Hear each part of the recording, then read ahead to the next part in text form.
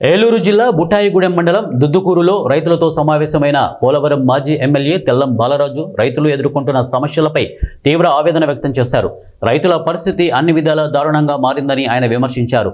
సాగుకు అవసరమైన ఎరువులు అందుబాటులో లేక రైతులు దిక్కుతోచని పరిస్థితిని ఎదుర్కొంటున్నారని బాలరాజు పేర్కొన్నారు. ముఖ్యంగా యూరియా కొరతతో రైతులు కష్టాల్లో కూరుకుపోతున్నారని తెలిపారు. రైతులకు అందాల్సిన యూరియా బ్లాక్ మార్కెట్లోకి తరలి వెళ్తుండటంతో రైతులు మరింత ఇబ్బందులు పడుతున్నారని ఆయన ఆగ్రహం వ్యక్తం చేశారు. రైతుల పరిస్థితి చాలా దారుణంగా ఉంది. వ్యవసాయ సాగు జరుగుతున్నా కానీ రైతులకి మరి ఎరువులు అందుబాటులో లేదు. ముఖ్యంగా యూరియా కొరత వల్ల ఈరోజు రైతాంగం అల్లాడిపోతున్నారు. యూరియాని బ్లాక్ మార్కెట్లో ఈరోజు అమ్మడం వల్ల రైతులకి యూరియా అందుబాటులో లేదు. రైతుల పరిస్థితి చాలా దయనీయంగా తయారైంది.